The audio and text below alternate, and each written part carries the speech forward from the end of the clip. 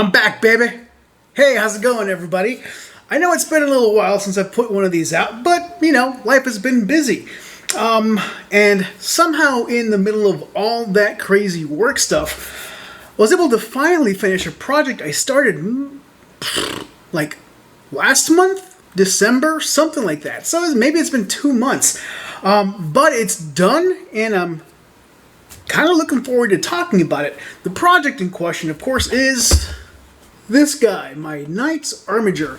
They're actually not the first time I've built Armigers. I had 2 of them that I built and magnetized, and they were kind of looking lonely. So I absolutely needed not just 2 more, but 4 more. Now this video, it's not the story of how I finished 4 more Armigers, because I just finished the 1.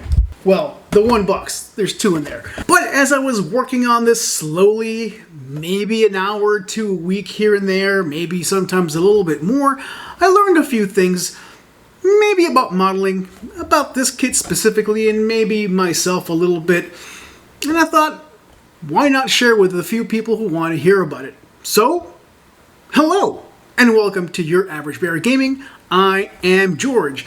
In today's video, we're going to talk a little bit about building some more Armigers.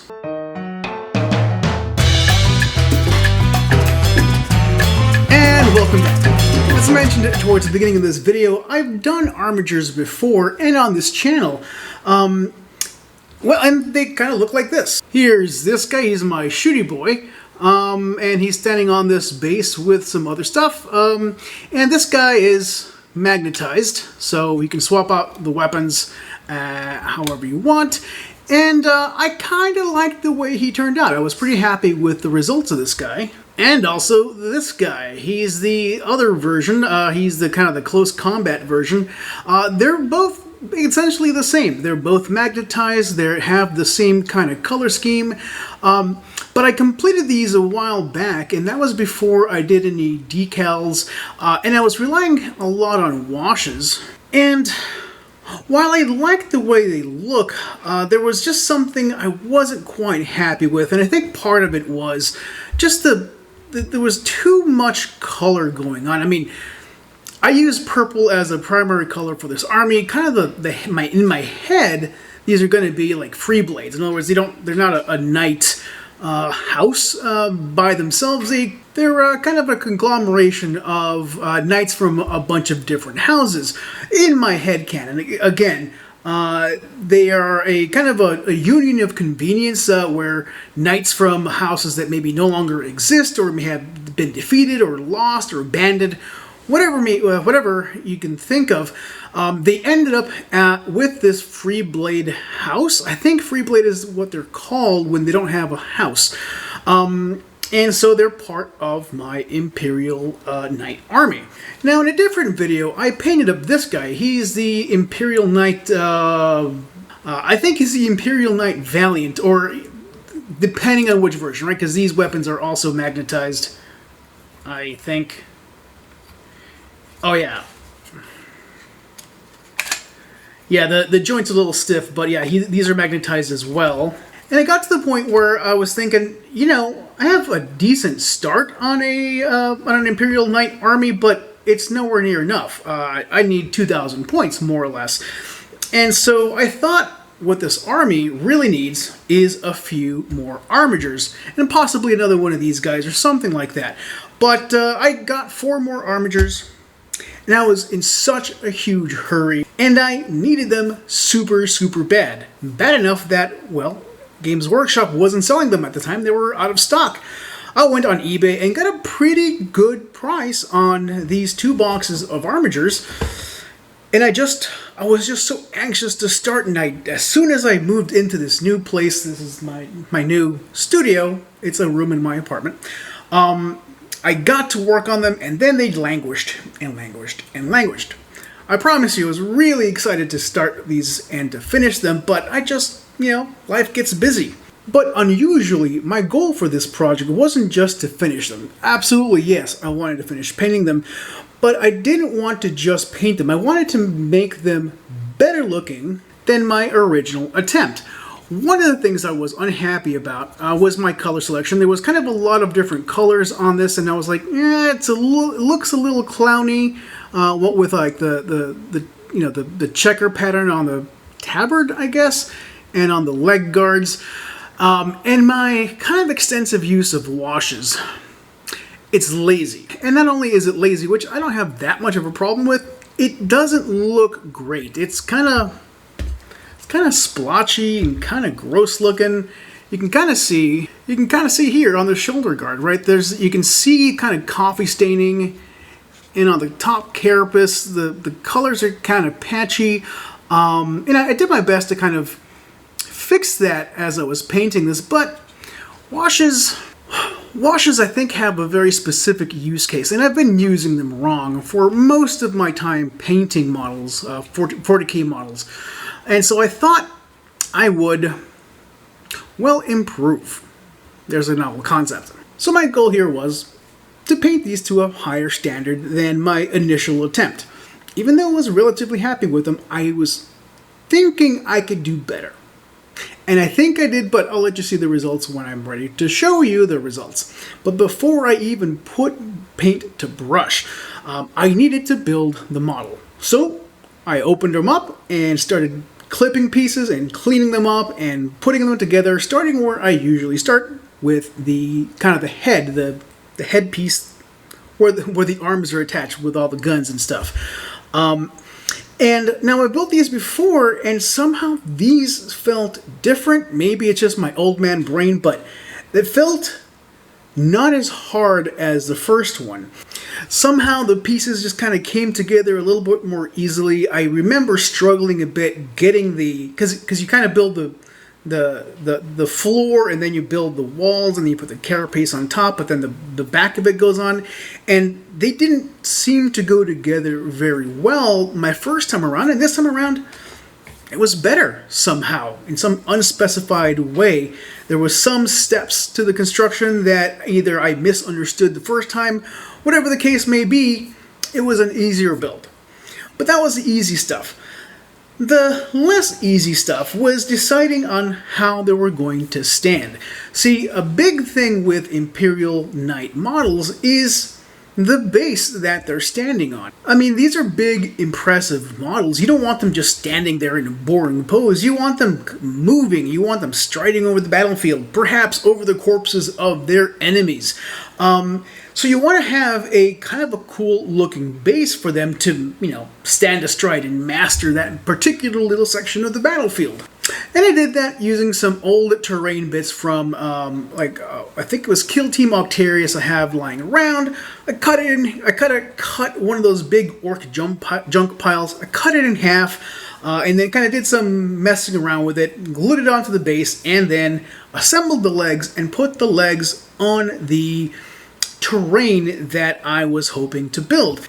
And this is always a tricky thing for me. I don't know if you've had this experience, but I have found that to have a cool looking pose, you kind of have to glue your model to the terrain that's on the plastic base.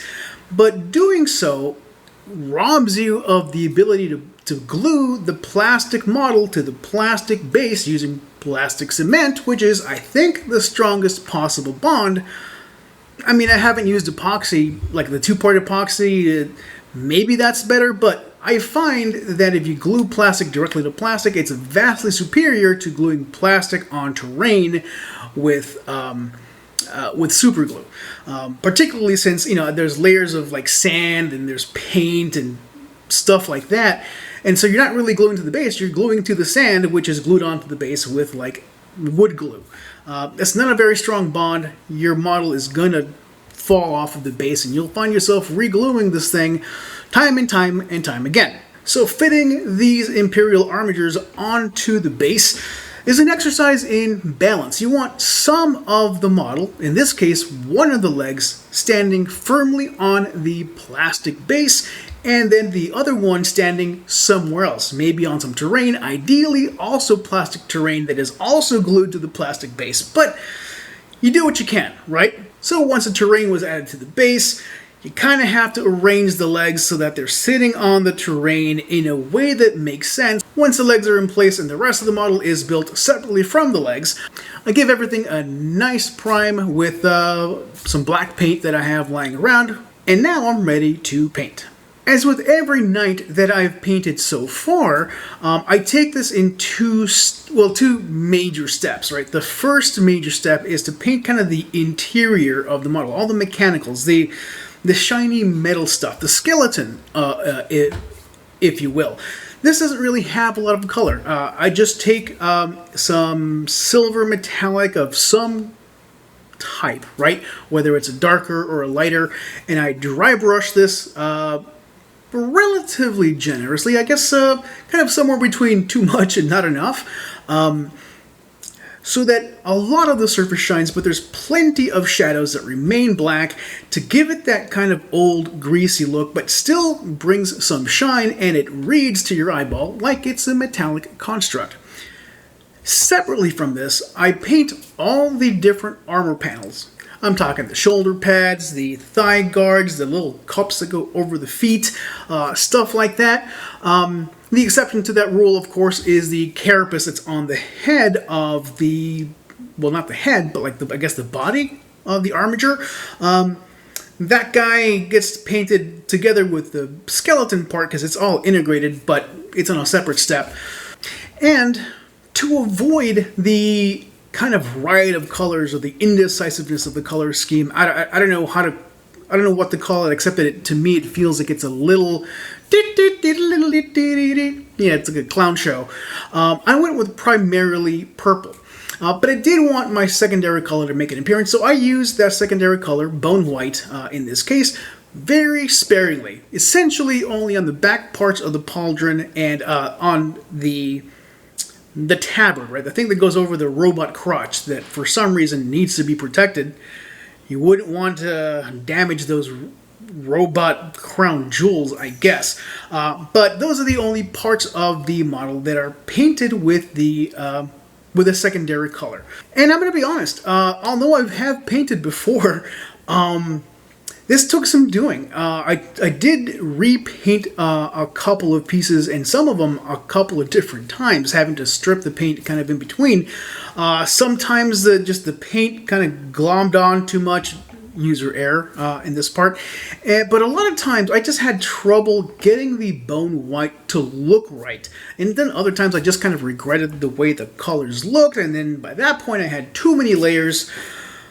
Oh my gosh. But the good news is that I finally got a decent coat of all the primary and all the secondary colors on all the pieces that were going to carry these hues. And they look pretty decent. Not perfect, but I think I'm pretty happy with the results. The other thing I did differently was I didn't use washes. Well, I didn't use them a lot. I did use them for some important bits, and that is to, I use them as a panel liner. So on the purple parts of the carapace, whenever there's like a gap between panels, I use a little bit of good old-fashioned Nuln oil. It is sufficiently dark to be able to be seen on a dark purple color, but it's not really heavy, so it's not going to tint the stuff around it all that much. And there's relatively little to wash on the bone white pieces, but for those pieces I use a different color shade, and that was the Agrax Earth shade. It's a little darker than I kind of wanted, but it looks okay. And again, I use it as panel liner, and also to provide some shadows on some of the armor pieces, just to kind of give the model a little bit of contrast to make it look a little bit more, I don't know, real, right? Because even if the panel is like up facing the light source is going to hit the piece evenly, so you're going to want to have some shadows on there. I did kind of learn that I am just abysmal at blending. I just can't get a good looking transition from one color to the next. In this case, from light purple to kind of dark purple, or from light bone white to dark bone white. I'm just not happy with my results, and so this time I avoided it altogether. And the results aren't bad. Among the last steps that I included in this project was well, to make use of these guys. Use the decals, the transfers that that are included in the box. And so I wanted to give my models just a little bit more life. So I did use these, and I gotta tell you, it wasn't fun. I am not good at applying transfers, except that, as one might expect, but I for some reason didn't, as I applied more transfers to these models, I kind of got better at it. I found that I ruined fewer transfers as my amount of transfers applied increased. I found that I spent less time on each one, and I was able to transfer stuff without fighting the actual paper. I even found that I kind of don't like using this stuff. Aside from the vinegary smell, which makes me wonder, is this just vinegar and water? I don't know, but it kind of feels like it might be.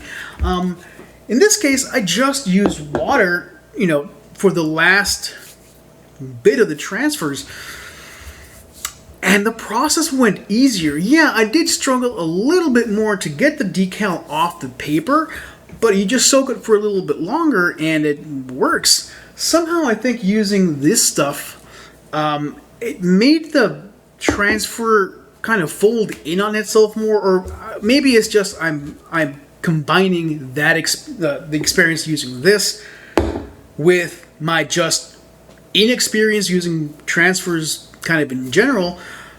But I think I'm going to stick to using just water to apply these decals.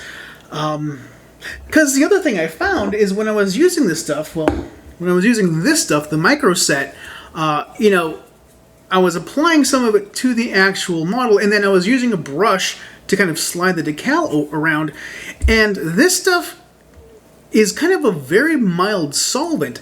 I saw the paint on the parts I was applying the decals to. I saw the paint kind of come off, which kind of pissed me off, because I spent a lot of time trying to get the paint job as good as it came out, and this stuff was taking it off right there at the end. Unacceptable.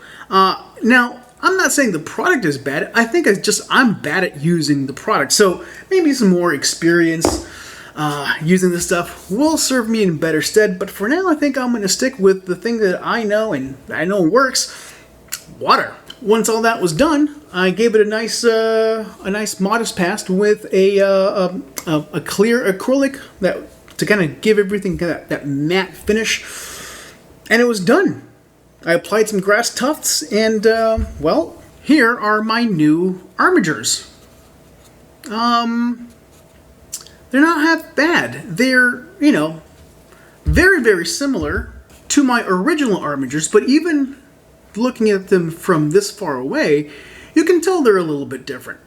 And I think this guy, the new models, well, they're a bit more vibrant. The purple is more purpley? Yeah. Than this guy. There's the paint on this guy is not faded because it's old. It's faded because I used kind of a light glaze to apply it to the models, and here I use basically just a watered down layer. So it's still watered down, but it's not a glaze like this stuff is, and I think I like the results better on this. Yeah, the original model just kind of looks a little desaturated, where this guy looks a bit more vibrant, and I think I need more color in my projects. I tend towards desaturated models, and that's fine, but I kind of want something different.